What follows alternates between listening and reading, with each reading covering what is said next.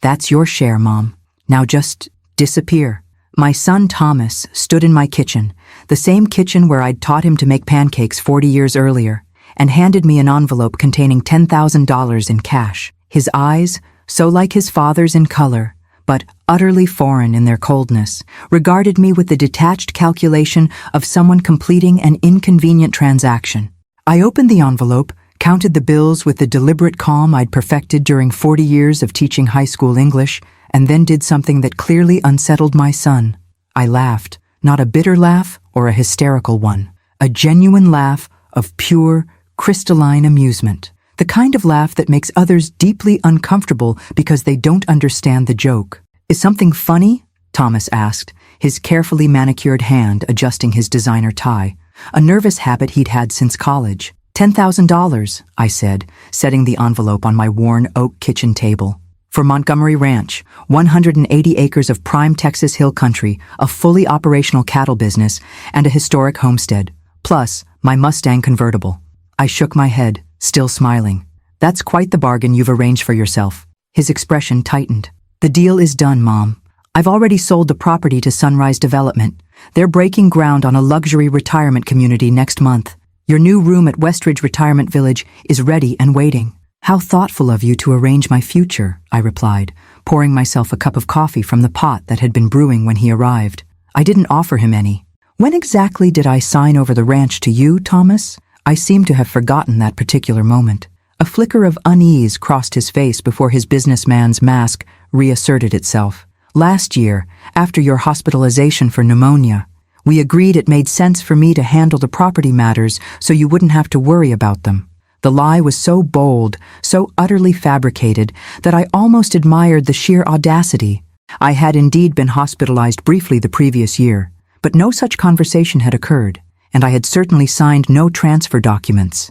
I see, I said, sipping my coffee. And the Mustang? When did I agree to part with the car your father gave me for our 25th anniversary? Mom, don't make this difficult, Thomas sighed, glancing at his Rolex. The buyer is coming from Houston tomorrow to collect it. I got you top dollar, $75,000. That's included in the overall settlement with Sunrise. I nodded thoughtfully. So generous of you to negotiate on my behalf. And this $10,000? I tapped the envelope. That's my cut of the nearly $3 million you're receiving for property you don't own? Thomas's patience visibly frayed. Look, I didn't have to give you anything. The ranch is mine, has been for months. I'm trying to do right by you, setting up a nice place where you'll be taken care of, giving you some spending money to ease the transition. Most kids would just ship their aging mother off to the cheapest nursing home they could find. Most kids, I agreed mildly, don't forge documents to steal their mother's property either. His face flushed, the first genuine emotion he'd displayed since arriving. I didn't forge documents, I finished for him. Commit elder fraud? Sell property that isn't yours? Arrange the disposal of a classic car you don't own?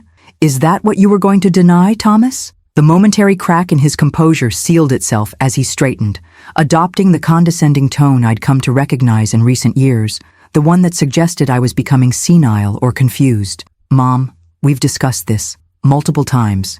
You agreed the ranch was too much for you to manage alone. You signed the transfer papers. If you're having trouble remembering these conversations, that's exactly why this move is necessary. I set my coffee cup down with deliberate care. At 67, my hands were weathered by decades of ranch work, but they didn't shake. Not even now, facing the breathtaking betrayal of my only child. Let me be very clear, Thomas. I never signed any transfer documents. I never agreed to sell Montgomery Ranch or my Mustang. And I'm certainly not having any memory issues. I met his gaze directly. What I am having is a problem with my son committing fraud. For a moment, genuine alarm flashed across his face before his confidence reasserted itself. He actually smiled, that patronizing smile reserved for difficult elderly parents who don't know what's good for them. Mom, I understand this is upsetting. Change is hard at your age, but the arrangements have been made. The sale closes next Friday. You need to be packed and ready to move by Thursday morning. He gestured to the envelope. The $10,000 is a courtesy. Most of the proceeds are going into a trust that will cover your care for the rest of your life. How very considerate, I murmured. Thomas glanced at his watch again. I need to get back to the office. I'll come by this weekend to help you start packing. Focus on personal items. The new place is fully furnished. As he headed for the door, I called after him. Thomas, one question. He paused, turning with visible impatience. Yes? Did you ever wonder why I've seemed so accommodating this past week? Why I suddenly stopped arguing about the ranch after fighting to keep it for years? A flicker of uncertainty crossed his face. You finally came to your senses, realized I was right all along. I smiled, not the warm smile of a mother, but the knowing smile of someone holding 4 aces in a high-stakes poker game. You might want to rethink that closing date, I said mildly. There might be some complications. What are you talking about? His voice sharpened with the first hint of genuine concern. Just a feeling I have, I replied, picking up the envelope of cash and holding it out to him. You should take this back. You're going to need it more than I will. Thomas didn't take the envelope, his confidence visibly wavering. Stop being dramatic, Mom. Everything's arranged. The papers are signed. The sale is happening. If you say so, I agreed pleasantly. Give my best to Emily. I haven't heard from my granddaughter in a while. I suppose you've been keeping her updated on all these arrangements for my future.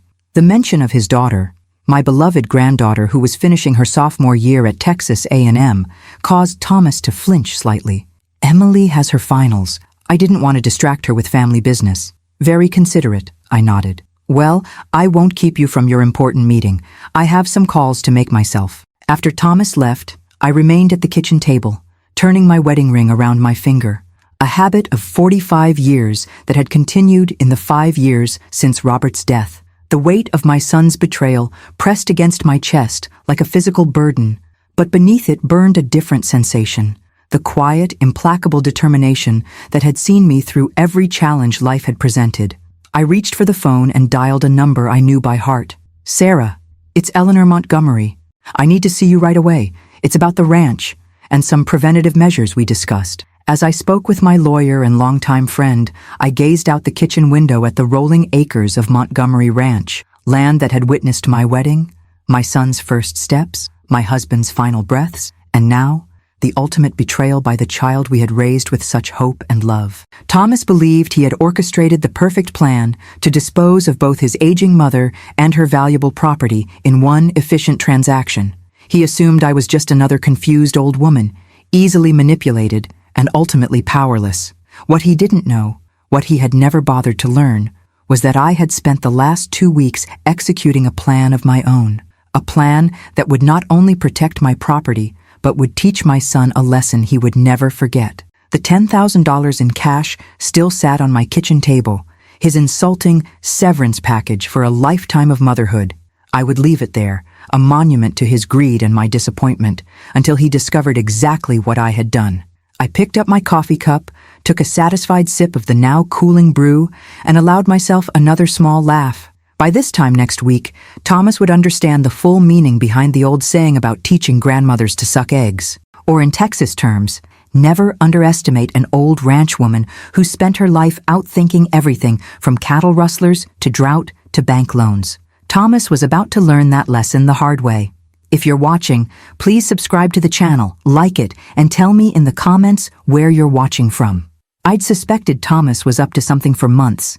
Call it mother's intuition, or simply the awareness that comes from raising a child from infancy. I knew when my son was plotting. The sudden solicitousness, the repeated concerns about my ability to manage the ranch, the convenient appearance of retirement community brochures on my coffee table after his visits. But suspicion crystallized into certainty 3 weeks ago, when my neighbor Martha Jameson called on a Tuesday morning. Ellie, she'd said, her Texas drawl more pronounced when she was agitated. I just saw Thomas out with some men in suits. They were walking your south boundary with surveying equipment. That single observation had been the pebble that started the avalanche. Within hours, I'd confirmed what my maternal heart had been denying. My only child was actively working to take my home against my wishes. A lesser woman might have confronted him immediately, let emotion dictate her response. But 40 years of managing both teenage students and temperamental livestock had taught me patience. So instead of a confrontation, I began my own quiet campaign. My first call had been to Sarah Lawson, my lawyer, friend, and fellow survivor of both widowhood and raising headstrong children. Within 24 hours, we'd assembled what she jokingly called Team Eleanor. Herself, a private investigator named Jackson Reynolds, and my banker of 20 years, Marjorie Wilson. He's got a problem, Jackson had told me during our first meeting, his weathered face grave as he laid out financial records that painted a troubling picture.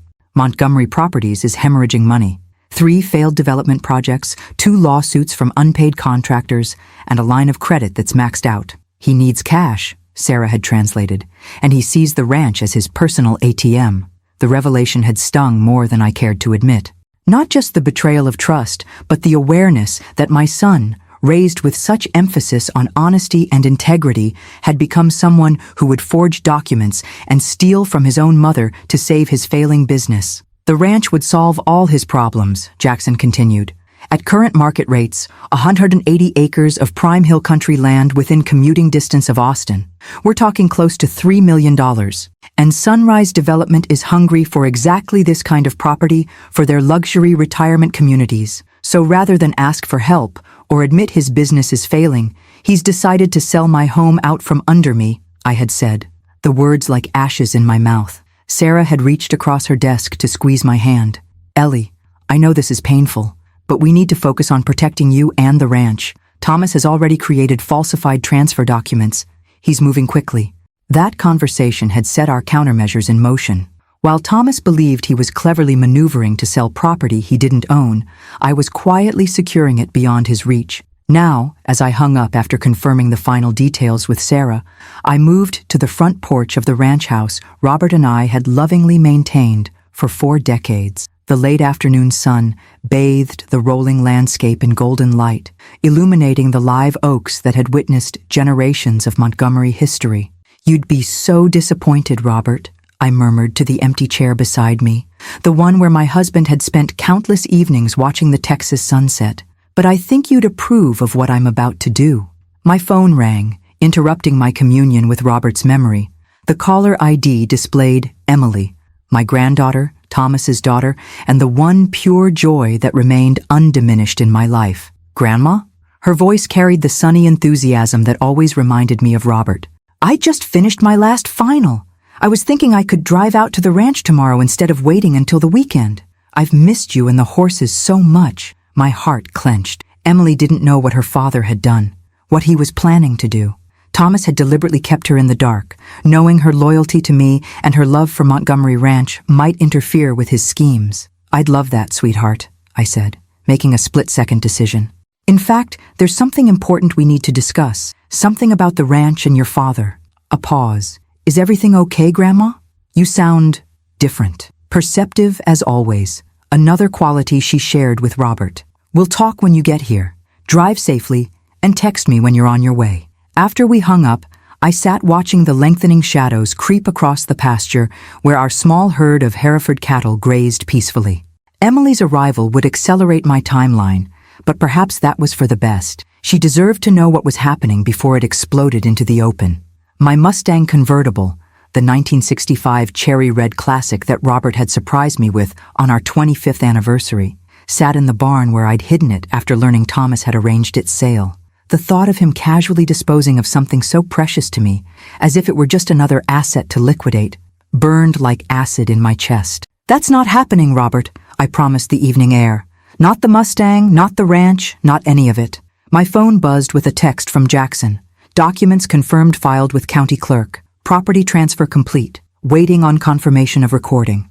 I smiled, feeling the first real satisfaction since discovering Thomas's betrayal. The wheels were in motion now, the trap baited and set. All that remained was to watch it spring shut. Rising from my porch chair, I moved inside to prepare for Emily's arrival. The ranch house, a sprawling, single-story limestone structure that Robert and I had expanded over the decades, felt especially precious now that I'd nearly lost it. Every doorframe marked with grandchildren's growing heights, every worn floorboard that creaked in familiar places, every window framing a view we'd chosen specifically. This wasn't just property. It was the physical embodiment of a life built with love and purpose. I paused in the hallway, studying the family photographs that lined the walls. Thomas as a tow-headed boy on his first pony. Thomas in his high school graduation cap and gown, flanked by Robert and me, our faces shining with pride. Thomas on his wedding day, young and handsome beside Caroline, who had divorced him when Emily was 7. When had that bright-eyed boy become a man who could coldly orchestrate his mother's displacement? What had I missed in raising him that allowed such calculated betrayal? These questions had tormented me in the quiet hours of recent nights, but I'd found no satisfying answers. Perhaps there weren't any. People make their choices, and Thomas had made his. Now he would face the consequences. In the kitchen, I began preparing Emily's favorite meal: chicken fried steak, cream gravy, and homemade biscuits. Comfort food seemed appropriate for what would undoubtedly be an uncomfortable conversation. As I worked, I rehearsed how to tell my granddaughter that her father had attempted to steal my property, forge documents, and relegate me to a retirement facility against my wishes, all while pocketing millions from the sale of land that had been in our family for generations. More challenging still, how to explain what I had done in response and the role she would now play in preserving Montgomery Ranch for the future. The chicken sizzled in the cast-iron skillet that had been my mother's before me, filling the kitchen with familiar aromas. Outside, the first stars appeared in the deepening Texas sky, unchanged by human dramas or betrayals. Whatever happened next, I was ready. Thomas had made his move, believing he held all the cards. He had no idea I'd been playing a different game entirely. Emily arrived just after noon the next day, her ancient Jeep kicking up a cloud of dust as it bounced down the ranch drive. I watched from the porch as she parked beside my truck, her honey-blonde hair, so like Robert's in her youth, catching the sunlight as she stepped out. At 19, my granddaughter had bloomed into a remarkable young woman, intelligent, hard-working, and possessing a quiet integrity that sometimes made my heart ache with recognition. She had Robert's height and rangy build, my green eyes, and a connection to Montgomery Ranch that ran soul deep. "Grandma!" She bounded up the porch steps and enveloped me in a hug that smelled of sunshine and the vanilla perfume she'd worn since high school. "I've missed you so much. How are the new foals doing? Did the heifer with the difficult pregnancy deliver okay?" Her immediate questions about the ranch operations brought a smile to my face. Unlike her father, Emily had never seen Montgomery Ranch as merely real estate. From the time she could toddle after me in miniature cowboy boots, she had embraced every aspect of ranch life: the beauty and the hardship, the freedom and the responsibility. "The foals are thriving, and Stella delivered a healthy bull calf 2 weeks ago," I reported, leading her inside. "Coffee? Or are you still on that iced tea kick from college?" "Coffee, definitely. Finals week required dangerous amounts of caffeine." She followed me to the kitchen, dropping her backpack on a chair with the casual confidence of someone completely at home. "So what's this important thing we need to discuss? You sounded serious on the phone."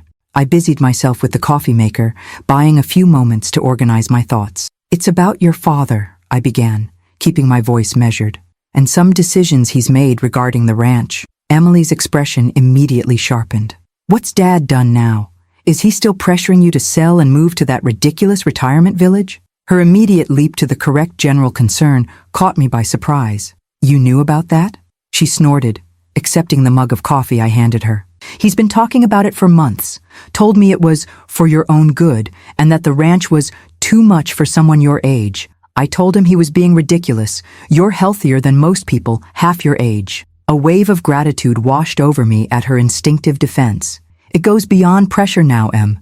Your father has taken concrete steps to force the issue." I took a deep breath. "He's forged documents transferring ownership of the ranch to himself and has arranged to sell it to a development company." Emily's coffee mug froze halfway to her lips. "He's what?" With the same careful precision I'd once used to explain complex literature to resistant teenagers, I laid out the evidence: the falsified transfer documents, the meetings with Sunrise Development, the sale agreement for nearly $3 million, and finally his generous payment of $10,000 meant to buy my compliance. By the time I finished, Emily's face had drained of color, replaced by a flush of anger that reminded me powerfully of Robert in his rare moments of genuine outrage. That's criminal," she said finally, her voice shaking. "It's fraud. It's elder abuse. It's—" She broke off, setting down her mug with such force that coffee sloshed over the rim. "I can't believe he would do this. To you. To this place. People sometimes make desperate choices when they're in trouble," I said, surprised to find myself offering context that might mitigate Thomas's actions. "Your father's business is failing. He needs money badly. So he steals from his own mother?" Emily stood up, pacing the kitchen with agitated energy. Sells the ranch out from under you? Tries to ship you off to some glorified nursing home? She stopped suddenly, turning to face me with fear replacing anger. Can he really do this? Could we lose the ranch? I allowed myself a small, satisfied smile. No, he can't. And we won't. Her brow furrowed in confusion. But if he forged documents— I've been aware of your father's scheme for several weeks, I explained, long enough to implement some countermeasures of my own. Relief flooded her face. You've called the police? Not yet, I said, gesturing for her to sit back down. I've taken a different approach. One that protects the ranch permanently while giving your father an opportunity to avoid criminal charges if he chooses to make amends. Over the next half hour, I explained the legal steps I'd taken with Sarah's help. The creation of a conservation easement covering 85% of Montgomery Ranch, ensuring it could never be developed regardless of who owned it in the future, and the transfer of the remaining 15% into Emily's name, with lifetime use rights reserved for myself. The documents were filed yesterday, I concluded. The ranch is now officially protected from development, and you, my dear, are a property owner. Emily stared at me, visibly processing this seismic shift. You put part of the ranch in my name? But why not keep it all for yourself? Because you're the future of Montgomery Ranch, I said simply. You always have been. Your father sees land as a commodity to be bought and sold for profit. You see it the way your grandfather and I always did, as something to be cherished and stewarded for generations. Tears welled in her eyes. But what happens when Dad tries to complete his sale? When he discovers what you've done? That, I admitted, is going to be unpleasant. The sale is scheduled to close next Friday. Thomas will discover then, if not sooner, that he's attempted to sell property he doesn't own, and never did. He'll be furious, Emily whispered. Undoubtedly, I agreed. But he'll also be exposed. The forged documents, the attempted fraud, all of it will come to light. Sunrise Development will withdraw from the deal immediately to avoid legal complications. Will you press charges? Her question cut to the heart of my ongoing internal struggle. I sighed, reaching across the table to take her hand. I haven't decided. Part of me wants to, not out of vengeance, but because actions should have consequences. Another part remembers rocking him to sleep as a baby, teaching him to ride his first horse, watching him graduate from college. My voice caught unexpectedly. He's still my son, Em. Despite everything. Emily squeezed my hand, her eyes reflecting understanding beyond her years. What can I do? How can I help? Just being here helps more than you know, I told her honestly. But there is something specific I need your assistance with. Your father has arranged to sell my Mustang to a collector from Houston. The buyer is coming tomorrow. Her eyes widened. Grandpa's anniversary gift to you? Dad's selling that too?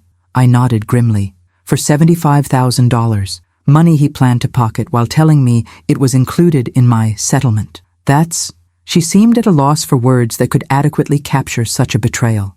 Indeed, I agreed. The car is currently hidden in a secure garage in Johnson City, courtesy of the private investigator I hired. I need your help retrieving it and moving it elsewhere before the buyer arrives. Emily's expression shifted from shock to determination. Just tell me when and where. We spent the remainder of the afternoon planning not just the Mustang retrieval, but also preparing for the inevitable confrontation with Thomas. Emily insisted on staying at the ranch until everything was resolved, rearranging her summer job schedule to accommodate the family crisis. As evening approached, we moved to the porch with glasses of iced tea, watching the sunset paint the hills in shades of gold and purple. The comfortable silence between us felt like a balm after the emotional intensity of our conversation. "Grandma?" Emily finally said, her voice quiet in the gathering twilight. "Do you think Dad will ever understand what he almost threw away? Not just the land value, but all of this?" Her gesture encompassed the vista before us, the rolling pastures, the ancient live oaks, the sense of permanence and belonging that defined Montgomery Ranch. I considered her question carefully. "I don't know, sweetheart. Some people never learn to value what truly matters, but I hope this experience will be a wake-up call, a chance for him to reassess his priorities. And if it isn't," she pressed, "then we'll continue without him," I said simply. "The ranch will endure, as it has through droughts and floods and family disputes before this one. What matters is that we preserved it for the future, your future, and perhaps someday your children's." Emily nodded, her expression solemn in the fading light. "I won't let you down, Grandma. I promise. I know you won't, I assured her, feeling for the first time since discovering Thomas's betrayal a genuine sense of peace. The ranch would continue, not as a luxury development erasing decades of Montgomery history, but as the working land Robert and I had cherished, now safeguarded for another generation. Tomorrow would bring its own challenges, retrieving the Mustang, preparing for Thomas's inevitable fury when his scheme collapsed, navigating the complicated emotions of standing firm against my own child's betrayal.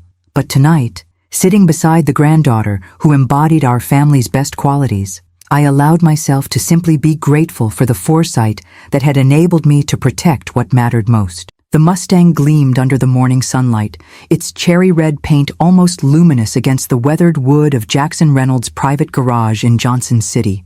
I ran my hand along the sleek hood, memories flooding back with the cool touch of metal beneath my palm. "She's still beautiful," Emily breathed beside me, appreciation evident in her voice.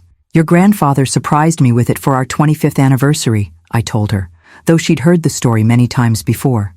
"Drove it right up to the house with a giant bow on top. Said a quarter-century of putting up with him deserved something special."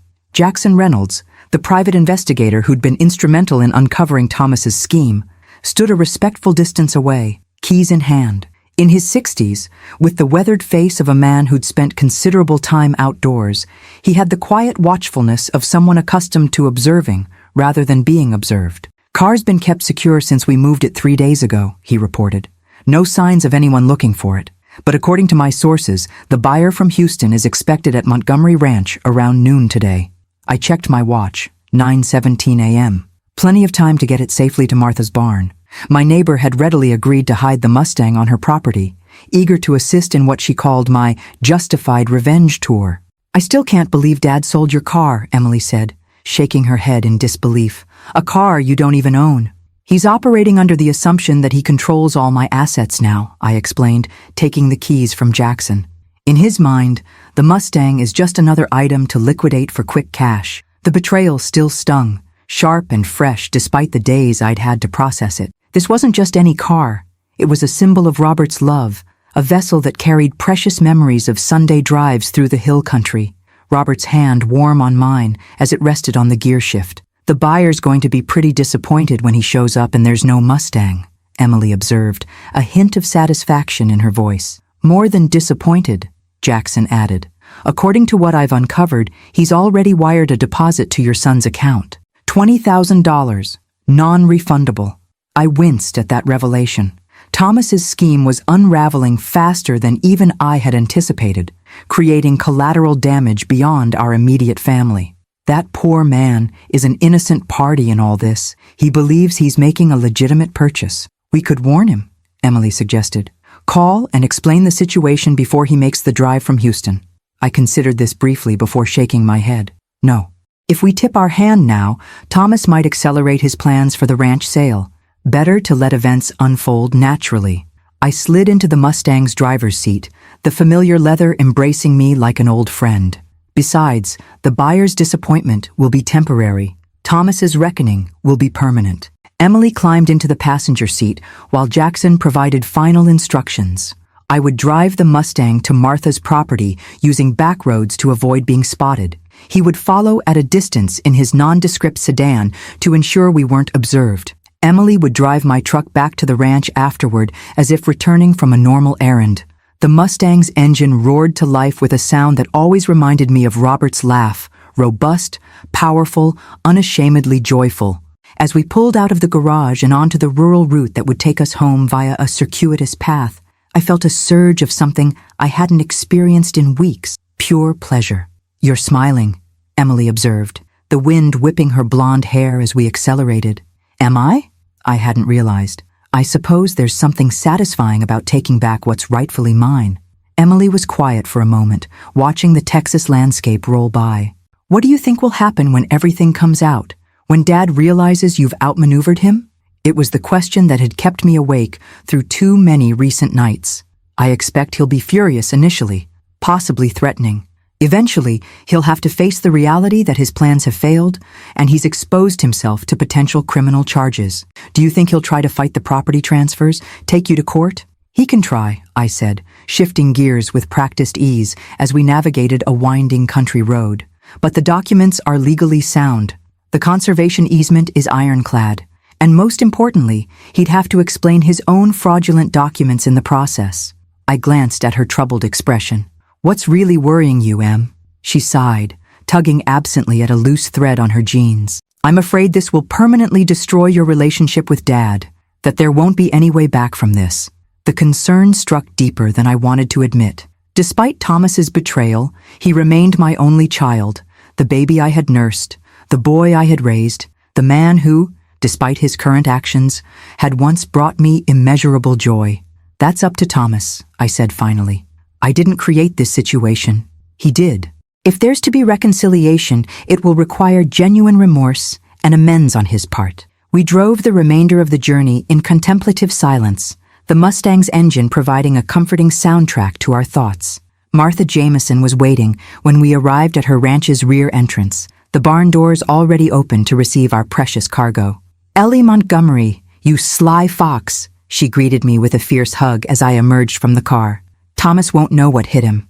Martha, with her silver braid and perpetually sun-browned skin, had been my closest friend since Robert's diagnosis. At 72, she ran her own small cattle operation with the same determination that had carried her through widowhood 15 years earlier. Thank you for doing this, I told her, as we guided the Mustang into the barn's shadowed interior.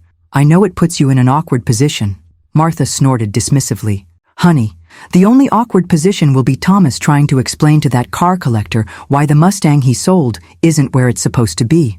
Once the car was safely hidden beneath a tarp in the back corner of Martha's barn, Emily and I returned to my truck. Jackson confirmed he would continue monitoring the situation, particularly the expected arrival of the Houston buyer. Call me the moment anything happens, I instructed him. I want to know exactly how Thomas handles the first collapse of his plans. Back at Montgomery Ranch, Emily and I maintained an appearance of normalcy, feeding livestock, checking fence lines, preparing lunch, all while waiting for the inevitable phone call that would signal the beginning of Thomas's reckoning. It came at 12:43 p.m. My phone rang with Thomas's distinctive tone, and I answered with deliberate casualness. Hello? Where is it? His voice vibrated with barely controlled fury. Where the hell is the Mustang? Good afternoon to you too, Thomas, I replied mildly. I'm fine, thank you for asking. Don't play games with me, Mother. The word sounded like an accusation rather than a relationship. Mr. Harrington is standing in our driveway with $20,000 already paid and no car to collect. Where did you hide it? I didn't hide anything, I said, which was technically true. Martha had done the actual hiding. Though I'm curious why you think you have the authority to sell my car without my knowledge or consent. His breathing changed, becoming more measured as he visibly attempted to control his temper. When he spoke again, his voice had adopted the condescending tone I'd come to dread. Mom, we've been through this. All your assets have been transferred to my management. The car sale proceeds are going into your care fund. Interesting, I mused. I don't recall signing any documents authorizing you to sell Robert's anniversary gift to me. Perhaps you could refresh my memory about when that occurred? A pregnant pause filled the line. This is elder confusion, Mom. We discussed this months ago. You agreed the car was impractical for someone your age. Did I? I kept my voice light, almost curious. How strange that I have no recollection of such an agreement. Perhaps I should speak directly with Mr. Harrington and explain the situation. Don't you dare! The mask of patience slipped, revealing the panic beneath. I'll handle this. Just tell me where you've hidden the car, and we can sort everything else out later. I'm afraid I can't do that, Thomas. The Mustang isn't for sale. Not today, not ever. It was Robert's gift to me, and I intend to keep it. I paused, then added quietly, just as I intend to keep Montgomery Ranch. The silence that followed was so complete, I could hear his irregular breathing, the sound of his world beginning to crack around the edges. We'll discuss this when I come out there, he finally said, his voice tight with suppressed rage. Don't do anything else. Impulsive. The call ended abruptly. I looked up to find Emily watching me from the kitchen doorway, her expression a mixture of concern and admiration. He's coming here, isn't he? She asked. Yes, I confirmed, setting my phone down with deliberate calm, and he's furious. Are you afraid? Her question was direct, without judgment. I considered it honestly before answering. Not afraid exactly, sad, disappointed, resolute. I met her worried gaze with steady confidence. But not afraid. Your father may have forgotten who raised him, but I haven't. I taught high school English to generations of rebellious teenagers while running this ranch alongside your grandfather. I faced down charging bulls, bank foreclosure threats, and your father's teenage years. A smile tugged at Emily's lips. Poor Dad. He has no idea what he's up against. No, I agreed, rising from the kitchen table with newfound energy. But he's about to find out. Thomas arrived 90 minutes later, his black BMW kicking up a cloud of dust, visible from half a mile away. I watched his approach from the porch rocker that had been Robert's favorite, deliberately projecting an air of calm I wasn't entirely feeling. Emily had positioned herself in the kitchen, out of immediate sight but within earshot. We'd agreed that surprising Thomas with her presence might escalate an already volatile situation. The BMW screeched to a halt beside my truck, and Thomas emerged like a thundercloud, his normally immaculate appearance disheveled, his face flushed with anger. He stormed up the porch steps without the courtesy of a greeting. "Do you have any idea what you've done?" he demanded, looming over me in what I recognized as an intentional attempt at intimidation. "Harrington is threatening to sue me for fraud. $20,000 down the drain, my reputation damaged, and all because you decided to play games with the Mustang." I continued rocking, maintaining eye contact, but refusing to be baited into matching his tone. "Interesting perspective, Thomas. From where I sit, you attempted to sell property that doesn't belong to you, accepted a deposit for said property, and are now facing the natural consequences of those actions." "It's my car," he shouted, abandoning all pretense of the patient son dealing with a difficult elderly mother. "Everything is mine now. The car, the ranch, all of it. You signed the transfer papers last year." "Did I?" I kept my voice calm, almost curious. "Perhaps you could show me these papers? I seem to have misplaced my copies." His expression flickered between rage and calculation. "They're filed with the county clerk. You know that." "Actually," I said, rising slowly from the rocker to meet him at eye level, "I visited the county clerk's office last week. There were no legitimate transfer documents on file, Thomas. Only forgeries submitted with a falsified signature." The blood drained from his face so rapidly, I almost worried about his health. "What are you talking about?" "I'm talking about fraud, Thomas, elder exploitation, criminal forgery, all serious offenses with significant penalties." I stepped closer, lowering my voice. "Did you really think I wouldn't notice you were trying to steal my home? That I would just passively accept being shipped off to Westridge while you pocketed millions from selling land your father and I spent 40 years building?" He took an involuntary step backward, his confidence visibly crumbling. "You're confused. You're mixing things up. We discussed all this." "Stop." My teacher voice, the one that had quelled classroom disturbances for decades, sliced through his protests. "No more lies, Thomas. I know everything. The meetings with Sunrise Development, the financial troubles with your company, the falsified documents, the $2.8 million sales scheduled to close next Friday." I watched realization dawn in his eyes. "Yes, I've been several steps ahead of you for weeks." His breathing changed, becoming shallow and rapid. "How did you—" "I hired a private investigator the moment Martha spotted you with surveyors on my property," I explained, feeling a curious mixture of satisfaction and grief as his scheme unraveled before my eyes. "Jackson Reynolds, former sheriff's deputy. Extremely thorough. He documented everything, Thomas. Every meeting, every document, every lie." Thomas sank onto the porch bench, running his hands through his perfectly styled hair until it stood in disarray. "Mom, listen. The business is in trouble. I'm facing bankruptcy if I don't get an infusion of capital. The ranch was just sitting here, appreciating in value, while you stubbornly refuse to consider the practical solution. Stealing from your mother is never a practical solution," I interrupted, my voice sharp with long-suppressed anger. "Forging documents is not a business strategy. Trying to force me into a retirement home against my wishes is not practical. It's cruel and possibly criminal." A heavy silence fell between us, broken only by the distant lowing of cattle and the whisper of wind through the live oaks. When Thomas finally spoke, his voice held a dangerous edge. "So what now? You turn me in? Press charges against your only son? Create a public scandal that destroys both of us?" He looked up, his expression hardening. "Or we can still fix this. The ranch sale can proceed. You'll get a generous settlement, more than the $10,000. enough to live comfortably wherever you choose. I almost laughed at the audacity, that even now, with his scheme exposed, he believed negotiation was possible. The ranch isn't for sale, Thomas. Not now, not ever. At least not during my lifetime. You can't stop it, he snapped, rising to his feet with renewed confidence. The closing is next week. The paperwork is filed. Sunrise has invested significant resources in planning the development. About that, I said mildly, you might want to check with the county clerk again. Some new documents were filed yesterday that you should find enlightening. Suspicion narrowed his eyes. What did you do? The screen door creaked open behind me as Emily stepped onto the porch. She protected the ranch, Dad, something you should have been helping with instead of trying to steal it. Thomas froze at the sight of his daughter, genuine shock replacing calculation. Emily, what are you doing here? You're supposed to be at college. Finals ended yesterday, she replied coolly. I came straight to the ranch when Grandma called. Good thing I did. Your grandmother is confused, Thomas began, shifting instantly to damage control. She's misinterpreting some standard estate planning. Stop lying, Emily interrupted, her voice trembling with barely contained emotion. I've seen the evidence.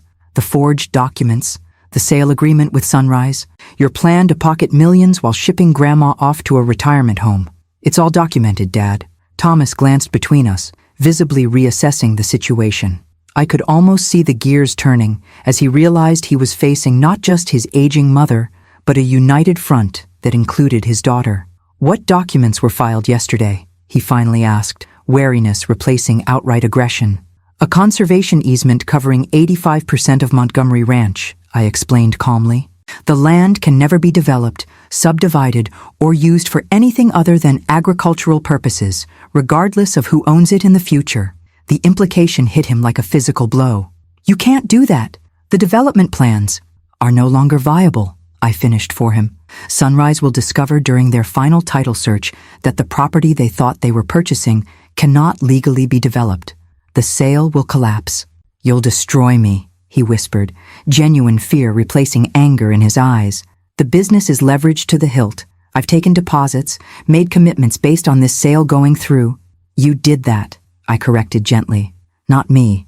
You built a house of cards on land you didn't own. He turned to Emily, desperation evident in his appeal. Em, you have to understand. The ranch is just sitting here, an underutilized asset. Your grandmother can't manage it alone indefinitely. I was trying to create financial security for everyone. Emily's expression remained unmoved. By forging documents? By selling Grandpa's anniversary gift to Grandma? By lying to everyone involved? She shook her head. Don't try to dress this up as something noble, Dad. It was theft, plain and simple. Thomas's shoulders slumped, the fight visibly draining from him as he realized the extent of his defeat. So what happens now? You turn me into the police? It was the question I'd been wrestling with since discovering his betrayal. The maternal instinct to protect warred with the clear-eyed recognition that actions should have consequences. That depends on you, I said finally. The easement is non-negotiable. The ranch will never be developed during my lifetime or after. But there might be a path forward that doesn't involve criminal charges if you're willing to make genuine amends. Hope flickered in his eyes, quickly tempered by suspicion. What kind of amends? Full disclosure to Sunrise about your fraudulent representations. Return of any deposits or payments they've made. A formal written acknowledgement that you have no ownership claim to Montgomery Ranch or any of my personal property, including the Mustang. I paused, then added the final condition. And participation in family counseling, with Emily and me. His pride visibly rebelled at these terms, especially the last one. And if I refuse, then I'll have no choice but to file a formal complaint with the sheriff's office, I said quietly. The evidence is comprehensive, Thomas. Forgery, fraud, elder exploitation. These aren't minor offenses. The weight of his situation settled over him like a physical burden. For the first time since he'd arrived, I glimpsed something authentic beneath the calculation and anger. Genuine fear of the consequences he now faced. I need time to think, he said finally. You have until tomorrow morning, I replied, my tone making it clear this wasn't negotiable. By noon, I need your decision. In the meantime, I suggest you contact Sunrise and the Mustang buyer to begin damage control. Thomas nodded mechanically, his customary confidence shattered. Without another word, he descended the porch steps and returned to his BMW. We watched in silence as he drove away, dust settling in his wake. "Do you think he'll agree to your terms?" Emily asked once the sound of his engine had faded. "I don't know," I admitted, feeling suddenly exhausted by the confrontation. "Your father has never been good at admitting mistakes, but he's also pragmatic. The alternative to my terms is potential criminal prosecution." Emily slipped her arm through mine, her solid presence a comfort I hadn't realized I needed. "Either way, the ranch is safe. You won, Grandma." I gazed out at the rolling acres of Montgomery Ranch, pastures Robert and I had cleared together, fences we'd mended side by side, the small family cemetery where he now rested beneath a live oak he'd climbed as a boy. "It's not about winning, Em. It's about protecting what matters." I squeezed her arm gently. "And finding out who you can truly count on when it matters most." Thomas didn't wait until the next day to make his decision. He called at 9:17 that evening, his voice stripped of its usual confidence. "I'll accept your terms," he said without preamble when I answered. "All of them." I sat on the edge of my bed, phone pressed to my ear, absorbing the surrender in his tone. Despite everything, a mother's instinct to comfort surfaced unexpectedly. I suppressed it. "I'm glad to hear that, Thomas. It's the right choice." "Is it?" Bitterness edged his words. "I'm facing financial ruin, Mom. Sunrise wants their deposit back plus damages. Harrington is threatening legal action over the Mustang. My business is collapsing, and now I have to grovel through family counseling as if I'm some wayward teenager." "Those are the natural consequences of your choices," I reminded him gently but firmly. "Not punishment I've invented to hurt you." A heavy sigh traveled through the connection. "I know. That's why I'm calling tonight instead of waiting until morning. I spoke with Sarah Lawson this afternoon." This surprised me. "You contacted my lawyer?" "I needed to understand my legal position," he explained. "She was brutally clear about the evidence against me and what would likely happen if you pressed charges. I made a mental note to thank Sarah for her straightforward assessment. And she mentioned something else, something I didn't know about the conservation easement." His voice caught slightly. "About the remaining 15% of the ranch." "Ah, so he'd learned about Emily's inheritance." "What about it?" "You transferred it to Emily." The hurt in his voice was unmistakable. "Not just bypassed me, but actively transferred a multi-million-dollar asset to my daughter instead of me. I transferred it to someone who values Montgomery Ranch for what it is, not what it could be sold for," I corrected, keeping my tone even. "Someone who sees this land the way your father and I always did, as something to be preserved and cherished, not liquidated for quick profit." Silence stretched between us, heavy with unspoken accusations and wounded pride. Finally, Thomas asked, "When do you want to start this reconciliation process?" "Sarah will draw up the formal acknowledgement regarding property ownership for you to sign tomorrow," I told him. "As for Sunrise and Mr. Harrington, I expect you to contact them immediately to begin making amends. The family counseling can wait until next week. Give us all a little time to process recent events." "Fine." His clipped tone suggested this was anything but fine, yet he was in no position to argue. "I'll come by tomorrow at 10 to sign whatever Sarah prepares." After we hung up, I sat motionless for several minutes, turning the conversation over in my mind. Thomas had agreed to my terms, yet something in his voice troubled me, a brittle quality that suggested capitulation rather than genuine understanding. Emily knocked softly on my bedroom door, poking her head in when I called out. "Was that Dad?" I nodded, patting the space beside me on the bed. "He's agreed to everything. He'll be here tomorrow to sign the formal acknowledgement." She sat next to me, drawing her knees up to her chest in a posture that suddenly reminded me of her childhood. "Do you think he means it? That he's really sorry?" "I think he's sorry he got caught," I said truthfully. "Whether that evolves into genuine remorse for his actions remains to be seen." Emily rested her chin on her knees, looking younger than her 19 years. "I keep trying to reconcile the Dad I thought I knew with someone who would forge documents and try to sell your home out from under you. It doesn't compute." I slipped an arm around her shoulders, drawing her close. "People are complicated, Em. They can be loving in some contexts and ruthless in others. Your father has always been ambitious and sometimes willing to cut corners to achieve his goals. But this was different," she insisted. "This was calculated, cruel." "Yes," I agreed, unable to sugarcoat this painful truth. It was. We sat in silence for a few moments before Emily asked the question I'd been dreading. "Can you ever forgive him?"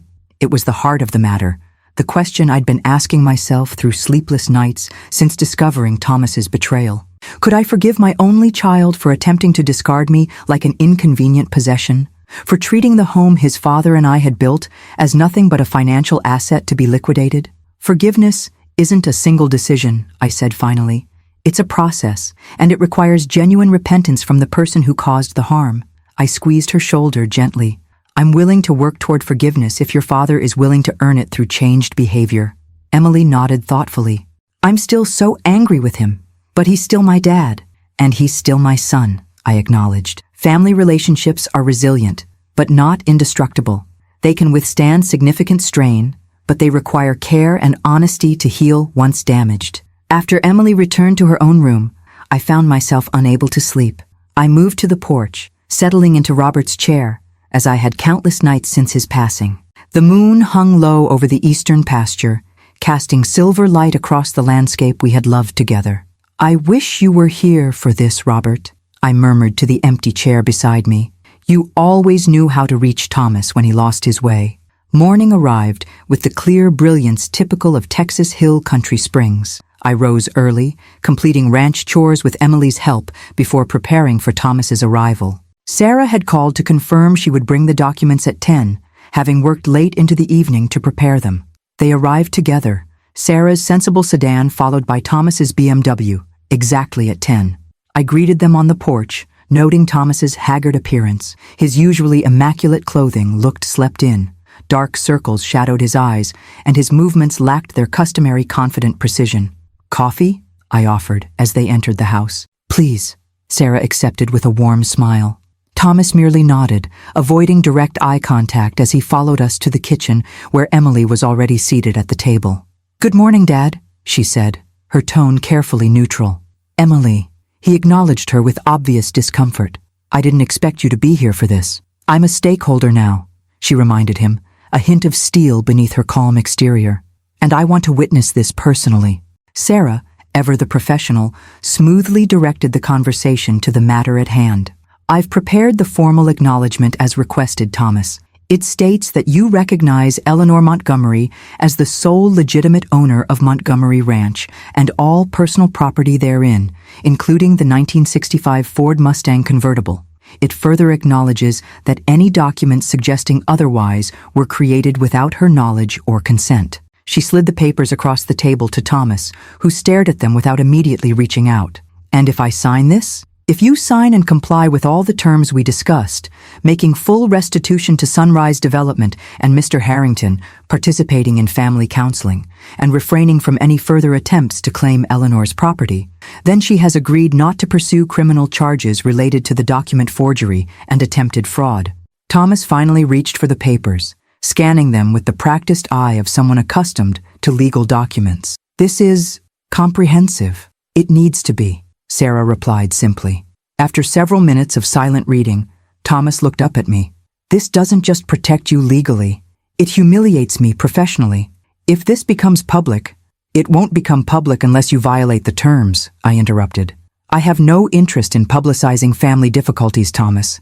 I just want to ensure my home and property remain secure. He stared at me for a long moment, something unreadable flickering in his eyes. Then, with a resigned sigh, he reached for the pen Sarah offered.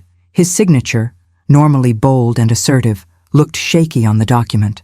I'll need to make arrangements for the restitution payments, he said, after Sarah had witnessed and notarized the signatures. My liquidity is challenged at the moment. Sarah can help structure a payment plan if necessary, I offered, watching him carefully. The important thing is making good faith efforts to repair the damage. Thomas nodded mechanically, his expression suggesting he was already calculating financial scenarios in his head. The businessman in him had taken over, focusing on pragmatic solutions rather than emotional reconciliation. As Sarah gathered the signed documents, Thomas finally met my gaze directly. Are you satisfied now? Have I been sufficiently humbled? The bitterness in his tone caught me off guard. This isn't about humbling you, Thomas. It's about protecting what's mine and establishing boundaries that should never have been crossed. Of course, he replied, his voice hollow. You've made your point crystal clear. The ranch means more to you than I do. Always has. Before I could respond to this fundamental mischaracterization, he stood abruptly. I need to go.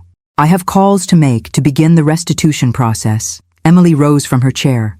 Dad, but Thomas was already moving toward the door, his rigid posture broadcasting his desire to escape further conversation. We followed him onto the porch, where he paused briefly, surveying the ranch with an expression I couldn't quite read. I'll contact you about scheduling the counseling, he said without turning around. Then he was gone, striding to his car with quick, angry steps. As his BMW disappeared down the drive, Emily turned to me with troubled eyes. That didn't feel like reconciliation. No, I agreed quietly. It didn't. Sarah, who had witnessed the entire exchange with professional reserve, offered a gentle perspective. Healing isn't linear, Eleanor.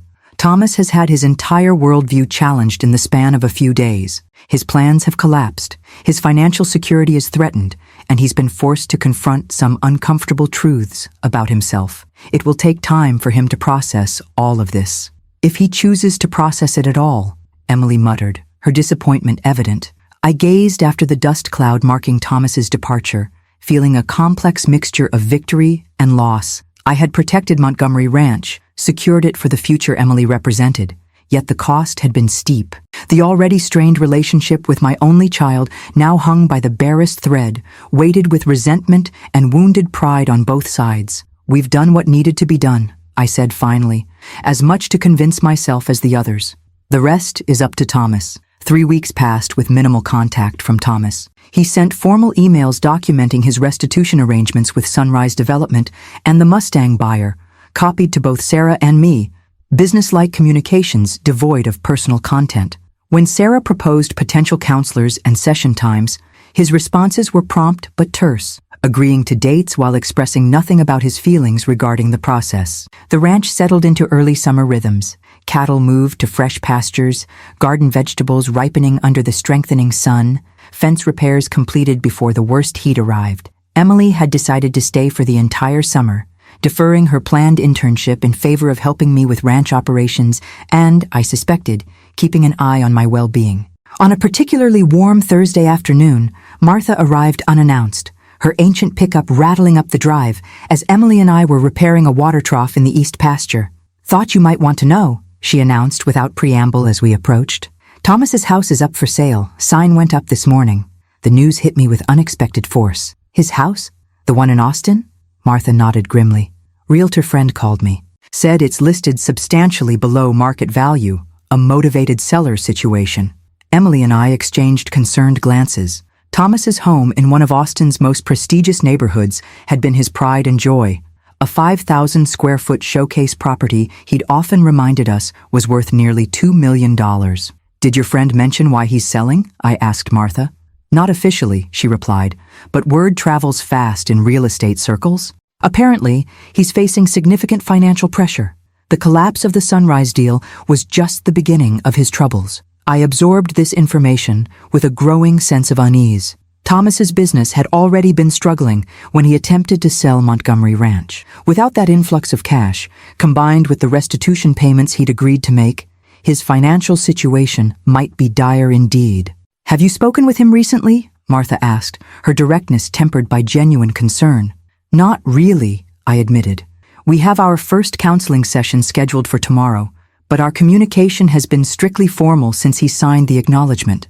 Martha's weathered face creased with sympathy. Proud men fall the hardest, Ellie, and your boy has always had more pride than sense. After she left, Emily and I finished the trough repair in thoughtful silence. Back at the house, as we washed up for dinner, Emily finally voiced what we'd both been thinking. Do you think Dad's going bankrupt? I sighed, drying my hands on a dish towel embroidered with bluebonnets, a gift from Robert, our first Christmas on the ranch. It's possible. The business was already in trouble, and the additional financial obligations from his attempted fraud may have pushed him over the edge. Emily leaned against the kitchen counter, her expression troubled. Should we do something? The question carried layers of complexity. What, exactly, could or should we do? Thomas had attempted to steal my home and property. He had forged documents, lied repeatedly, and treated me with callous disregard. Yet he remained my son, Emily's father, Robert's only child. Let's see what happens at the counseling session tomorrow, I suggested. That will give us a better sense of where he stands, not just financially, but emotionally. The family counselor Sarah had recommended maintained an office in a converted Victorian house in Johnson City. Dr. Abigail Winters specialized in family estrangements and elder issues, expertise perfectly suited to our situation. Thomas was already seated in the waiting room when Emily and I arrived, his attention fixed on his phone, his posture rigid with tension. "Hello, Thomas," I greeted him, striving for a neutral tone. He looked up, nodding acknowledgement without warmth. "Mom, Emily." The formality between us, mother and son, father and daughter, felt painfully unnatural.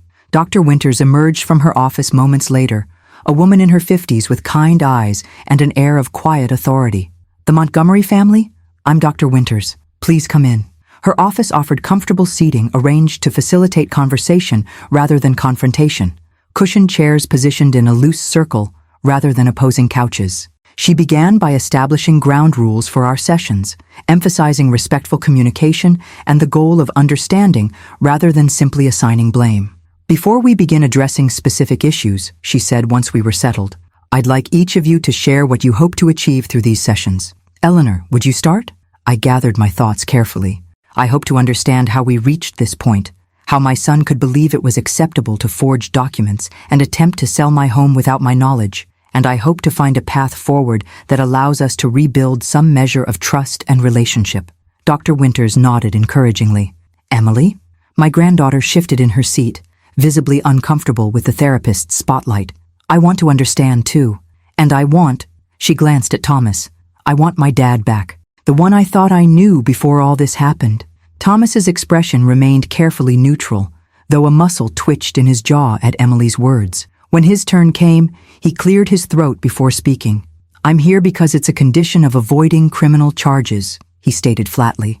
"I've agreed to make restitution to the affected parties and participate in these sessions. I'll fulfill those obligations." Dr. Winters regarded him thoughtfully. "That explains your presence, Thomas, but not what you hope to achieve while you're here." He shrugged, a gesture of forced indifference.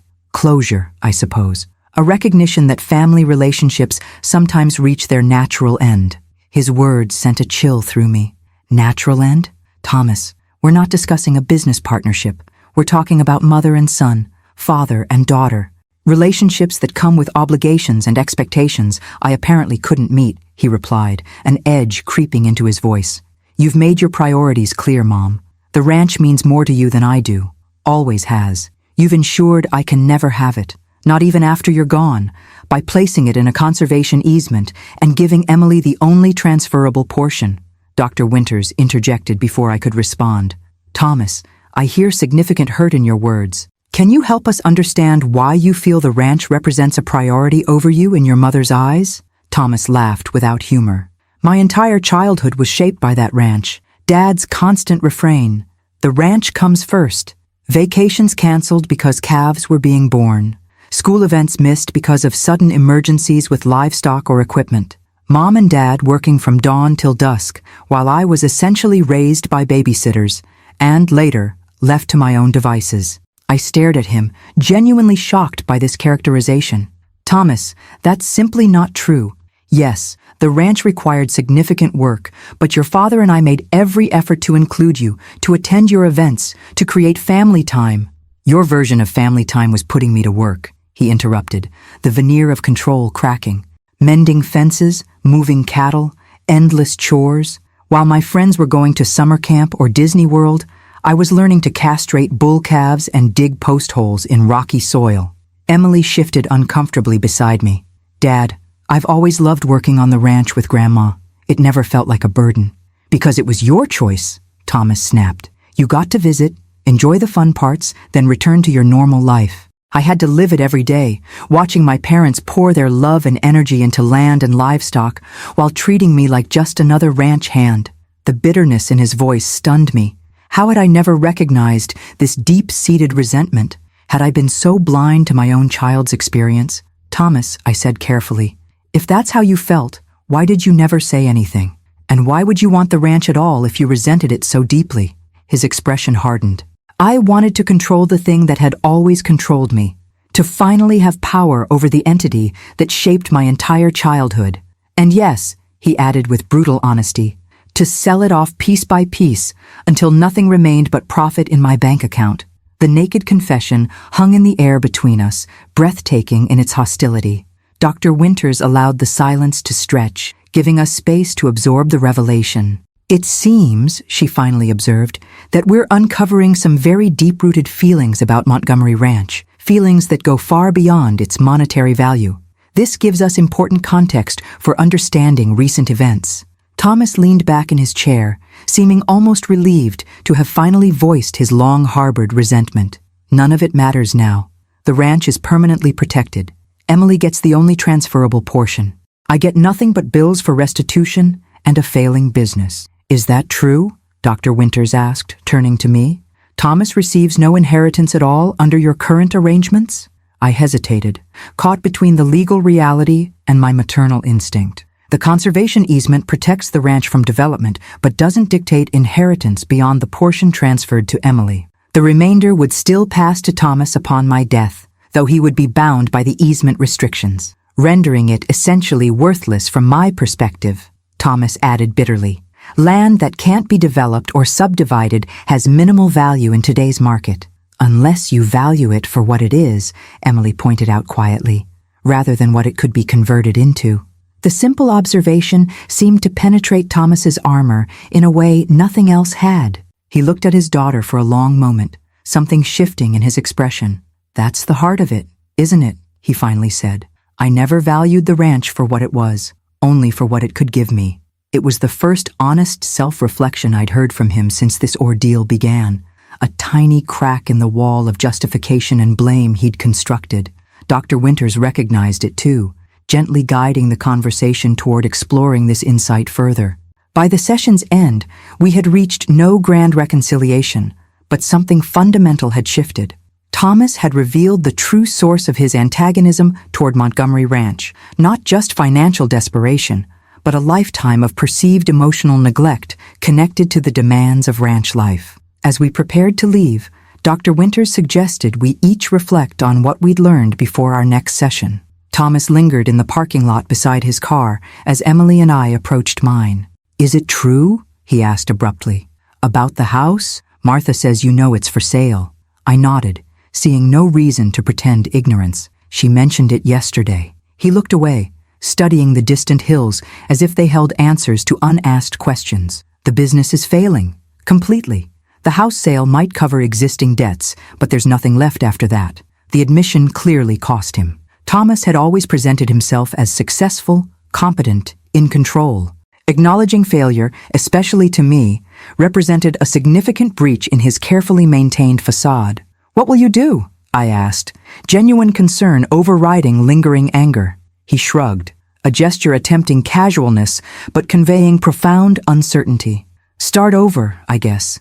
At 42, with no assets, damaged professional reputation, and child support payments I can barely meet. Emily stepped forward, her expression softening. Dad, where will you live after the house sells? I'm looking at apartments, he replied, not meeting her eyes. Nothing fancy, obviously. A moment of silence stretched between us, filled with unspoken questions and tentative possibilities. Finally, I found myself saying words I hadn't planned or even consciously considered. The old foreman's cottage on the west edge of the ranch has been empty since Miguel retired. It needs work, but it's structurally sound. Thomas stared at me, clearly struggling to process the implicit offer. You're suggesting I move into the cottage? On the ranch? If you need a place to stay while rebuilding, I clarified, as surprised by my offer as he was. It would be temporary, of course. Of course, he echoed, something unreadable flickering in his eyes. I'll think about it.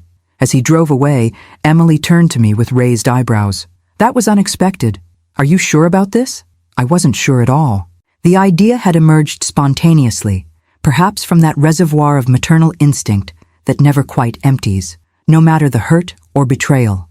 Or perhaps from the new understanding of Thomas's relationship with the ranch, the resentment that had festered beneath the surface for decades. We'll see if he accepts, I said finally. Sometimes healing begins with the smallest acts of grace. Thomas called 3 days later. His voice carried an unfamiliar quality, hesitation mingled with forced casualness. I've been thinking about your offer, he said after minimal pleasantries. The foreman's cottage. I'd like to see it again before deciding. I agreed to meet him that afternoon, a strange nervousness fluttering in my stomach as I waited for his arrival. Emily had gone into town for supplies, leaving me to face this moment alone. Perhaps that was best. Thomas and I had 42 years of shared history to navigate, most of it now recontextualized by his revelations in therapy. The cottage sat on the western edge of Montgomery Ranch, a simple limestone structure nearly as old as the main house. Miguel Rodriguez, our longtime foreman, who had retired to live with his daughter in San Antonio 2 years earlier, had maintained it meticulously during his tenure. Still, after 2 years of vacancy, nature had begun reclaiming its territory. Wildflowers crowding the front path, live oak branches scraping against the roof, dust coating the windows. I was waiting on the small porch when Thomas's BMW appeared. He'd traded in his usual business attire for jeans and a button-down shirt, clothes more appropriate for inspecting a rural property, but still carrying an urban crispness that seemed at odds with the setting.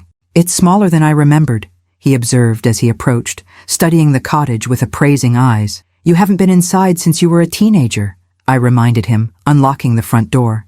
"Your perspective has likely changed." The interior revealed a simple 2-bedroom dwelling with an open living/kitchen area, functional bathroom, and screened back porch. Miguel's furnishings remained, sturdy, practical pieces suited to a working man's needs, though I had removed personal items after his departure. Thomas moved through the space with careful attention, testing faucets, opening closets, examining the aged but serviceable appliances. "The roof looks like it needs work," he noted, pointing to a water stain on one ceiling corner. "Yes, there's a leak that developed last winter. I haven't had a chance to address it yet." I watched him catalog the cottage's flaws and virtues with a realtor's practiced eye. "It needs attention, certainly, but it's solid, and it's available." He completed his inspection in silence before stepping onto the back porch, which offered a view of rolling pasture land stretching toward the setting sun. For a long moment, he simply stood there, hands braced against the railing, expression unreadable. "Why are you doing this?" he finally asked, not turning to face me. "After what I tried to do to you, why offer me shelter on the very property I attempted to steal?" It was the question I'd been asking myself since making the impulsive offer. "I'm not entirely sure," I admitted, moving to stand beside him. "Maybe because you're still my son, despite everything. Maybe because I understand better now, after our counseling session, why you resent this place so deeply." "I don't know if I can live here," Thomas said quietly. "Surrounded by everything I tried and failed to control, a daily reminder of my failure." The vulnerability in his voice, so unlike the confident, sometimes arrogant man I was accustomed to, caught me off guard. "Perhaps that's precisely why you should," I suggested gently. "Not as punishment, but as an opportunity to develop a different relationship with this land." He glanced at me sideways. "You sound like Dr. Winters." "She makes sense sometimes," I acknowledged with a small smile. "Thomas, I'm not offering the cottage as some grand gesture of forgiveness. What you did was deeply wrong, and rebuilding trust will take time. I'm offering it because you need a place to stay and because—" I hesitated, searching for the right words. "Because maybe it's time we both tried to understand each other better." Thomas turned to face me fully, the setting sun illuminating the new lines of strain around his eyes. "My house closes next week. The business is effectively bankrupt. I'll be dissolving the LLC after settling remaining obligations. I've applied for several positions with established firms, but my recent issues have complicated matters." The clinical recitation of his collapse carried more impact than any emotional appeal could have. This was my son, Robert's son, facing complete professional and financial ruin at 42. "The cottage is yours if you want it," I said simply. "No rent for the first 3 months while you get back on your feet. After that, we can discuss reasonable terms." His eyebrows rose slightly. "No strings attached? No demands for groveling apologies or ranch chores as penance? The only requirement is continued participation in family counseling," I clarified. "As for ranch work, this is a working property, Thomas. Everyone who lives here contributes in some way, but we can discuss what that looks like for you." He nodded slowly, his gaze returning to the pasture view. "I'll need to do some repairs. The roof, obviously, probably the bathroom plumbing. The kitchen could use updating. If you're willing to do the work, I'll cover materials," I offered, recognizing this focus on practical matters as his way of processing the situation.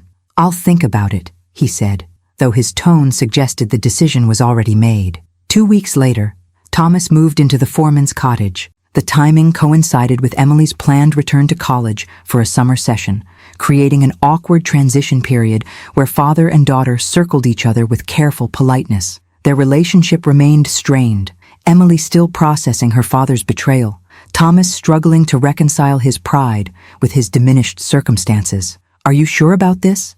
Emily asked the night before her departure, helping me wash dishes after dinner. "Having Dad here on the ranch? After everything?" I handed her a plate to dry, considering my answer carefully. "I'm not sure of anything except that he's family, and family is complicated. He tried to steal your home," she reminded me, as if I could have forgotten. "Yes, and now he's lost his." I glanced out the kitchen window toward the cottage, where lights glowed softly in the gathering dusk. "I'm not excusing what he did, Em, but I'm trying to understand it better." She set the dried plate in the cupboard with more force than necessary. "Understanding doesn't erase consequences." "No," I agreed, "but it might help prevent history from repeating itself." After Emily left for college, a strange new rhythm established itself at Montgomery Ranch. Thomas spent his days alternating between job searches conducted via laptop on the cottage's porch and steady progress on repair projects. Our interactions remained cautious. Cordial greetings when paths crossed, occasional updates on practical matters, careful avoidance of deeper subjects outside our bi-weekly counseling sessions. Those sessions had continued, now without Emily. Dr. Winters gently guided us through excavating decades of misunderstanding and unspoken expectations. Thomas spoke of childhood resentments, feeling secondary to the ranch's demands, perceiving the land as a rival for his parents' attention. I shared my own perspective, the values Robert and I had hoped to instill through ranch work, our attempts to build family traditions within the rhythms of agricultural life, our genuine belief that we were providing him with invaluable life experience. "You both experienced the same events through completely different lenses," Dr. Winters observed during one particularly difficult session. "Neither perspective is entirely right or wrong, just profoundly different." Gradually, almost imperceptibly, something shifted between us. The careful distance began to shrink, not through dramatic gestures or emotional declarations, but through small, everyday moments. I noticed Thomas had fixed the broken hinge on the main barn door, a repair I'd been postponing for months. He commented with surprising accuracy on a limping heifer I hadn't yet had time to examine. I left fresh eggs on his porch when the chickens produced excess. He cleared fallen branches from the drive after a thunderstorm without being asked. One evening, about a month after he'd moved into the cottage, I spotted Thomas sitting on his back porch, watching the sunset with such concentrated attention that curiosity drew me across the pasture that separated our homes. "Mind some company?" I called as I approached. He looked up, momentary surprise giving way to a nod of invitation. "Help yourself." I settled into the second rocker, a new addition he'd purchased and assembled himself, and joined him in contemplating the spectacular Texas sunset painting the western sky in impossible shades of orange, pink, and gold. "Dad used to say Montgomery sunsets were better than anything in a museum," Thomas remarked unexpectedly, breaking several minutes of companionable silence. The casual reference to Robert, spoken without bitterness or irony, caught me off guard. "He did say that," I agreed, memories washing over me, usually with a cold beer in his hand. A ghost of a smile touched Thomas's lips, and his boots propped up no matter how many times you told him not to put his feet on the furniture. The shared memory hung between us like a fragile bridge spanning a deep chasm, tentative but real. Neither of us seemed willing to risk its collapse by venturing further, so we returned to watching the sun's final descent in silence. As I rose to leave in the gathering darkness, Thomas cleared his throat. "The north pasture fence has some weak sections," he said, his tone deliberately casual. "I noticed it when I was walking the property line yesterday. I could take a look at it tomorrow if you'd like." The offer represented more than mere repair work. It was the first voluntary engagement with ranch maintenance he had initiated since childhood. "I'd appreciate that," I replied, keeping my voice equally casual despite the significance of the moment. "I've been meaning to check it myself, but haven't found the time." As I walked back to the main house under a sky now filling with stars, I felt a curious lightness in my chest. Not forgiveness exactly, That would require more time and evidence of genuine change, not reconciliation in any complete sense, but perhaps the first tentative roots of something new growing in the churned soil of our shared history. Montgomery Ranch had witnessed countless cycles of destruction and renewal over its long existence. Drought followed by healing rains, wildfires followed by green regeneration, decay transforming into new growth. Perhaps our family would follow a similar pattern, finding its way toward restoration through the patient work of time and truth. Summer heat settled over Montgomery Ranch with oppressive intensity.